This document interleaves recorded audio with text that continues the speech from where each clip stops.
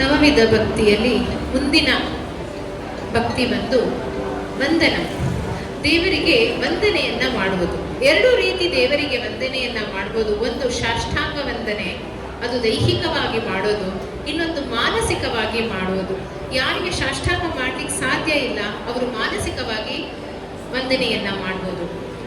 ಆ ಸಾಷ್ಟಾಂಗ ವಂದನೆಯನ್ನ ಹೇಗೆ ಮಾಡಬೇಕು ಅಂತಂದ್ರೆ, ತಲೆಯನ್ನ ನೆಲಕ್ಕೆ ತಾಕಿಸ್ಬೇಕು, ಎದೆಯನ್ನ ನೆಲಕ್ಕೆ ತಾಕಿಸ್ಬೇಕು. ಕಣ್ಣು ನೆಲ ನೋಡ್ತಿದ್ರು ಸಹ ಆ ಕಣ್ಣಿನಲ್ಲಿ ದೇವರ ಸ್ವರೂಪವನ್ನ ನೆನಪಿಸಿಕೊಳ್ಳಬೇಕು. ಮಾನಸಿಕವಾಗಿ ಪರಮಾತ್ಮ ನೀನೇ ದೇವೋತ್ತಮ ಅಂತ ಹೇಳಿ ಮನಸ್ಸಿನಿಂದ ನಮಸ್ಕಾರ ಮಾಡಬೇಕು. ಬಾಯಿಂದ ದೇವರ ಉಚ್ಚಾರಣೆ ಮಾಡ್ತಾ ನಮಸ್ಕಾರ ಮಾಡಬೇಕು. ಏನು ಉಚ್ಚಾರಣೆ ಮಾಡಬೇಕು? ಯಾನಿ ಕಾನಿ ಚ ಪಾಪಾನಿ ಜನ್ಮಾಂತರ ಕೃತಾನಿ ಚ ತಾನಿ ಶರ್ಮಾನಿ ನಶ್ಯಂತಿ ಪ್ರದಕ್ಷಿಣಾ ಪದೇ ಪದೇ ಅಂತ ಹೇಳಿ ದೇವರ ಉಚ್ಚಾರಣೆ ಶ್ಲೋಕವನ್ನು ಉಚ್ಚಾರಣೆ ಮಾಡ್ತಾ ನಾವು ಬಾಯಿಂದ ಆ ರೀತಿ ಸ್ಮರಣೆಯನ್ನ ಮಾಡಬೇಕು. ಮತ್ತು ಬಲ ಕಾಲಿನ ಮೇಲೆ ಎಡಗಾಲಿನ ಸಪೋರ್ಟ್ ಹಾಕಿ ದೇವರಿಗೆ ನಮಸ್ಕಾರ ಮಾಡಬೇಕು. ಎರಡೂ ಕೈಗಳನ್ನ ಜೋಡಿಸಿ ಸಾಷ್ಟಾಂಗ ನಮಸ್ಕಾರವನ್ನ ಮಾಡಬೇಕು ಅಂತ ಹೇಳಿ ನಮಗೆ ಭಾಗವತದಲ್ಲಿ ತಿಳಿಸ್ತಾರೆ. ಮಾನಸಿಕವಾಗಿ ನಾವು ಪರಮಾತ್ಮನಿಗೆ ನಮಸ್ಕಾರ ಮಾಡಬೇಕಂದ್ರೆ, ದೇವದೇವೋತ್ತಮ ಆದ ನೀನು ನನಗೆ ನಿನ್ನ ದಾಸನಾಗಿ ಆಗುವುದಕ್ಕೋಸ್ಕರ ನನಗೆ ಅನುಗ್ರಹ ಮಾಡುವುದು, ನನಗೆ ಆಶೀರ್ವಾದವನ್ನ ಮಾಡು ಅಂತ ಹೇಳಿ ಮಾನಸಿಕವಾಗಿ ನಾವು ಆ ರೀತಿ ಸ್ಮರಣೆಯನ್ನ ಮಾಡಬೇಕಂತೆ. ಈ ಒಂದು ವಂದನವನ್ನ ನಾವು ಹೇಗೆ ಮಾಡಬೇಕು ಅಂದ್ರೆ, ಭಾಗವತದಲ್ಲಿ ಅಕ್ರೂರ ಪರಮಾತ್ಮನಿಗೆ ಹೇಗೆ ವಂದನವನ್ನ ಮಾಡಿದ್ರೋ ಆ ರೀತಿ ಮಾಡಬೇಕು ಅಂತ ಹೇಳ್ತಾರೆ.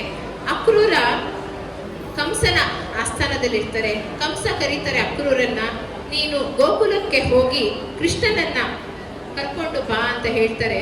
ಅಕ್ರೂರ ಪರಮ ಭಕ್ತ ಕೃಷ್ಣನಿಗೆ. ಆದ್ರೆ ಅವರು ಅಲ್ಲಿಗೆ ಗೋಕುಲಕ್ಕೆ ಹೋಗಿ ಕೃಷ್ಣನನ್ನ ಕರ್ಕೊಂಡು ಬರೋಬೇಕು ಅನ್ನೋ ಯೋಚನೆಗಿಂತ ಅಲ್ಲಿ ಹೋಗಿ ಫಸ್ಟ್ ಕೃಷ್ಣನನ್ನ ಕಾಣ್ತೀನಲ್ಲೋ ಅನ್ನೋ ಖುಷಿನೇ ಬಹಳ ಜಾಸ್ತಿ ಇತ್ತಂತೆ. ಕಂಸ ಹೇಳಿದರೆ ಅಂತ ಹೇಳಿ ಮರುದಿವಸ ಬೆಳಗ್ಗೆನೆ ಗೋಕುಲಕ್ಕೆ ಹೋಗಲು ಪ್ರಯಾಣ ಮಾಡ್ತಾರೆ. ಗೋಕುಲಕ್ಕೆ ಸೇರುವಷ್ಟರಲ್ಲಿ ಸಂಜೆ ಆಗುತ್ತದೆ. ಸಂಜೆ ಆದ ಕೂಡಲೇ ಅಲ್ಲಿ ಕೃಷ್ಣನನ್ನ ದೂರದಿಂದ ನೋಡ್ತಾರೆ. ಕೃಷ್ಣ ಹಾಲನ್ನ ಕರೀತಿರ್ತಾರೆ. ಆ ಕೃಷ್ಣನನ್ನ ನೋಡಿದ ತಕ್ಷಣ ಇವರಿಗೆ ಆನಂದ ಪಾಶ್ವಗಳೆಲ್ಲ ಬರುತ್ತೆ, ತುಂಬಾ ಖುಷಿ ಪಡ್ತಾರೆ. ಆದ್ರೆ ಆ ಗೋಲೋಕದ ಭೂಮಿಯಲ್ಲೆಲ್ಲ ಕೃಷ್ಣನ ಪಾದದ ಹೆಜ್ಜೆಗಳಿರುತ್ತೆ. ಆ ಹೆಜ್ಜೆಗಳ ಮೇಲೆ ಅವನ ಒಂದು ರಥವನ್ನ ಕರ್ಕೊಂಡು ಹೋಗೋದಕ್ಕೆ ಇಷ್ಟ ಇರೋದಿಲ್ಲ. ಆಮೇಲೆ ಆ ಒಂದು ಹೆಜ್ಜೆಗಳ ಮೇಲೆ ಅವನು ಸಹ ನಡ್ಕೊಂಡು ಹೋಗೋದಕ್ಕೂ ಸಹ ಅಕ್ರೂರನಿಗೆ ಇಷ್ಟ ಇರೋದಿಲ್ಲ. ಹಾಗಾಗಿ ಅಕ್ರೂರ ಕೆಳಗಡೆ ಇಳಿದ್ಬಿಟ್ಟು ಪೂರ್ತಿ ಉರುಳು ಸೇವೆಯನ್ನ ಮಾಡಿ ಕೃಷ್ಣನ ಹತ್ತಿರ ಹೋಗಿ ಸಾಷ್ಟಾಂಗ ನಮಸ್ಕಾರವನ್ನ ಮಾಡ್ತಾರಂತೆ. ಆ ರೀತಿ ನಾವು ಸಾಷ್ಟಾಂಗ ನಮಸ್ಕಾರವನ್ನ ಮಾಡಬೇಕು ಅಂತ ಹೇಳ್ತಾರೆ. ಈ ಸಾಷ್ಟಾಂಗ ನಮಸ್ಕಾರ, ಉರುಳು ಸೇವೆ ಇವೆಲ್ಲನೂ ಬರೀ ಗಂಡಸರಿಗೆ ಮಾತ್ರ ಸೀಮಿತ. ಹೆಣ್ಮಕ್ಳಿಗೆ ಪಂಚಮುದ್ರ ನಮಸ್ಕಾರ ಮಾತ್ರ ಸೀಮಿತ ಇದೆ. ಉರುಳು ಸೇವೆಯನ್ನ ಮಾಡಬೇಕು ಹೆಣ್ಮಕ್ಳು ಅಂತ ನಮ್ಮ ಶಾಸ್ತ್ರದಲ್ಲಿ ಎಲ್ಲೂ ಸಹ ಉಲ್ಲೇಖ ಮಾಡಿಲ್ಲ. ಹಾಗಾಗಿ ಉರುಳು ಸೇವೆ ಮಾಡಬಾರ್ದು ಅಂತಾನೆ ಹೇಳ್ತಾರೆ. ಅದರಿಂದ ಗರ್ಭಕೋಶಕ್ಕೆ ತೊಂದರೆ ಆಗುತ್ತೆ, ಆ ಒಂದು ಉದ್ದೇಶದಿಂದ ಮಾಡಬಾರ್ದು ಅಂತ ಹೇಳ್ತಾ ಇದ್ದಾರೆ. ಇಂತಹ ಅಕ್ರೂರ ಮಾಡಿದಂತಹ ವಂದನೆಯನ್ನ ನಾವು ಸಹ ಮಾಡಬೇಕು ಅಂತ ಹೇಳ್ತಾ ಹೋಗ್ತಾರೆ ನಮ್ಮ ಶಾಸ್ತ್ರ. ಇಂತಹ ವಂದನೆಯನ್ನ ನಾವು ಒಂದು ಕೀರ್ತನೆಯ ಮುಖಾಂತರ ನೋಡೋಣಂತೆ.